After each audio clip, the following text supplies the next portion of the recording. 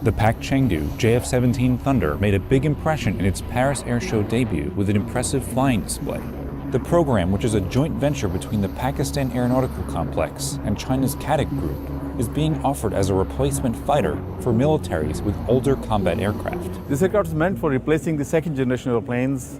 That includes MiG-21s, MiG-23s, maybe MiG-29s as well, and of course F-4s, F-5Es, and Mirages, this class of aircraft.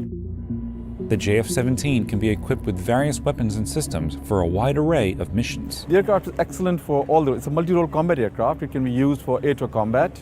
It's got the missile, the weapons, the radars, capability to maneuver, and it's also good for air-to-sea because it carries the anti-ship missiles.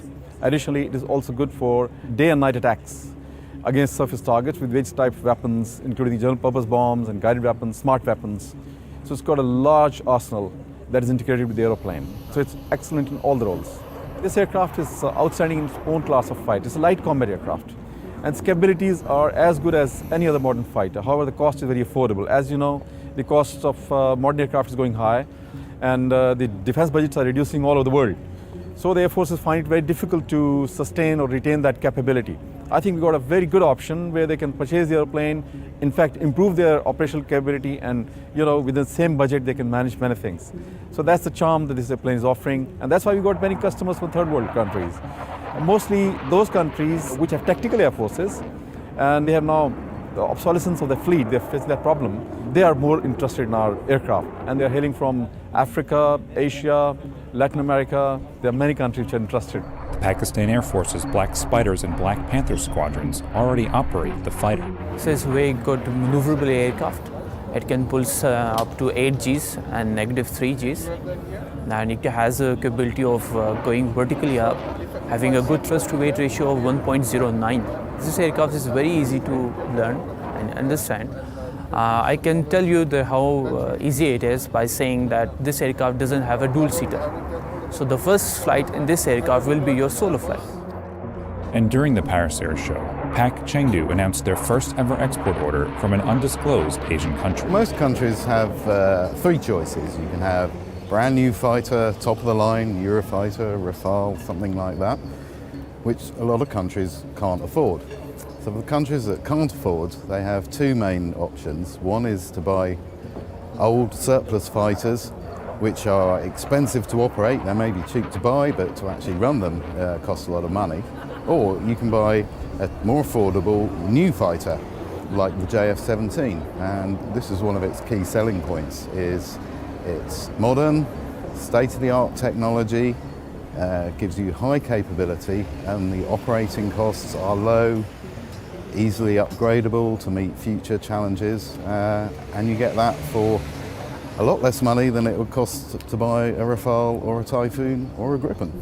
And for the Pakistan Air Force aircraft, the PAC, the Pakistani partner in the program, and the Air Force itself have established a very modern, integrated logistics support service. It's been in operation for 5 years, and there's also a flight test center that it can integrate weapons that any customer might want, and that whole support package, either through integration or actual direct support, can be exported to the customer. This is definitely one of the bigger air show highlights. This is the Pakistan Aviation Complex and Chengdu JF-17 Thunder. It's flown here all the way from Pakistan. There are 3 of them here, and it's also taking part in the flying display every day here at Le Bourget. The JF-17 is making its first display in Europe. Previously, it's only been a static participant at shows like Farnborough, but it also flew at an air show in Turkey back in 2011. The aircraft can be armed with an array of weapons, and on display here are a number of Chinese munitions, including bombs, anti-ship missiles, air-to-air missiles, targeting pods, and jammer pods.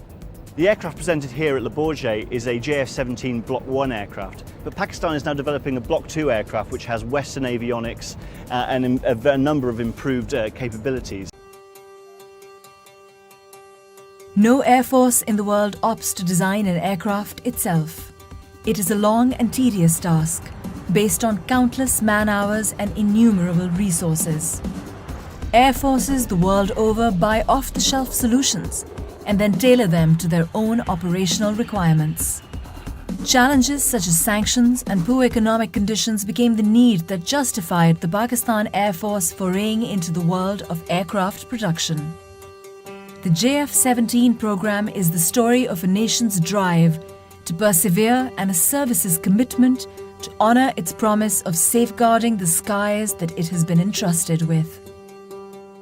In this process, a world-class fighter was born, a fighter that will be at the heart of every developing country's air defense picture, based on its superior operational capabilities at a cost which is 1/3 of its competition. The JF-17 Thunder program is the culmination, or rather the manifestation of the requirements of a world-class, battle-proven air force that has traditionally operated only top-of-the-line aircraft. Aircraft which have been produced by some of the best companies in the world. The JF-17 is a product that was designed through the learning and feedback of those pilots who had flown nearly every state-of-the-art military attack fighter available to man, in every operational environment and condition known to an operational pilot.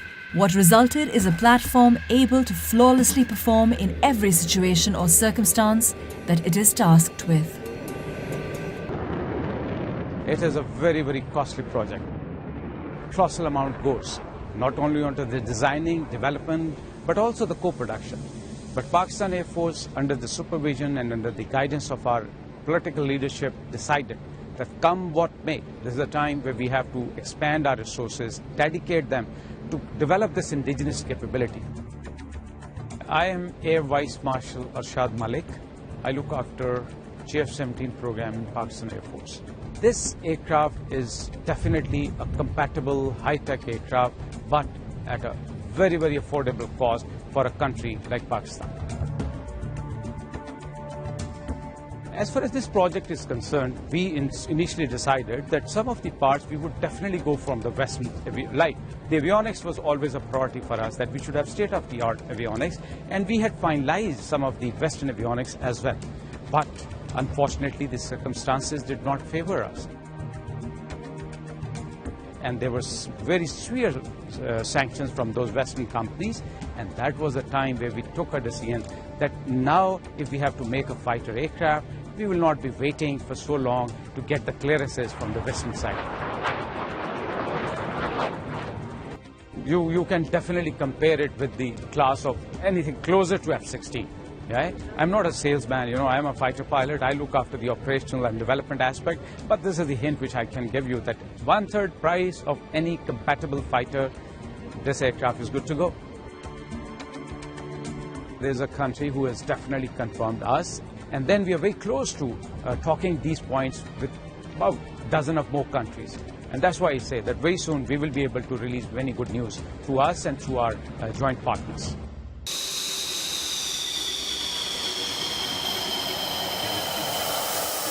When considering the JF-17 Thunder, a buyer needs to assimilate some key considerations.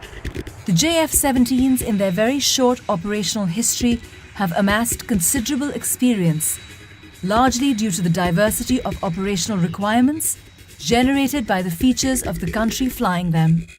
The geographical diversity alone of a country like Pakistan, where temperature considerations range from -50 degrees to 55 degrees, and terrain that includes some of the highest mountain ranges, to plains that boast the most fertile soil, to the deserts that have seen some of the worst droughts, to the sea, which is a source of life for a country that relies heavily on trade for its existence, make the JF-17 battle-ready for any country and any operational environment in the world.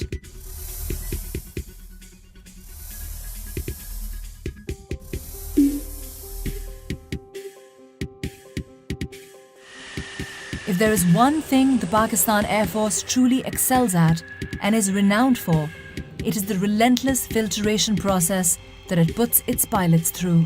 Only the best make it out, and then they are put through some of the toughest training regimens pilots have ever known.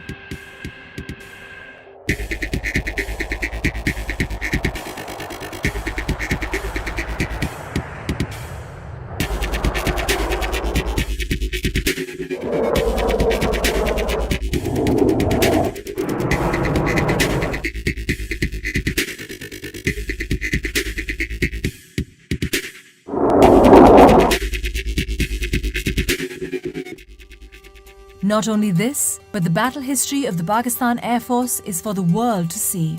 Its pilots have dominated the skies over Southeast Asia, and some of them have even scored multiple kills in the skies over the Middle East.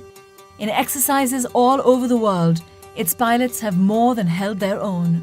Could the pilots brought up in this tradition demand anything less? From air interdiction to air superiority, from bombing runs to sinking ships, these pilots have done it all and have the trophies to prove it.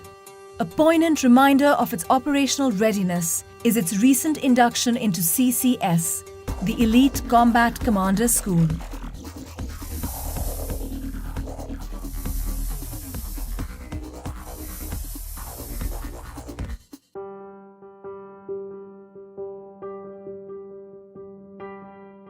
Combat Commander School is a place where we train the combat leadership of Pakistan Air Force. This is an institution where we have all the platforms of Pakistan Air Force available, which are pitched against each other, and that is the environment from where we take out the best of the best to ultimately lead the Pakistan Air Force. Combat Commander School is the toughest proving ground in the world. Real-world scenarios are simulated and played out. The instructors are ruthless in their evolutions, and to impress them, aircraft and aircrew alike have to be at their very best. It is a fact that CCS operates only those weapon systems which are combat ready. The fact that JF-17 is here and holding its own is a proof that JF-17 is ready to take on anything that comes its way. It may seem incredible to the casual observer that the JF-17 has been able to quickly take on the operational requirements of the Pakistan Air Force. But if one takes into account some of its unique features, there will be no doubt as to its prowess. Paramount among them is the cockpit experience. Its ergonomics are what define decision-making in a combat scenario. The JF-17 cockpit was designed keeping this in mind, allowing pilots to perform their duties with utmost ease and flexibility to cater to evolving scenarios.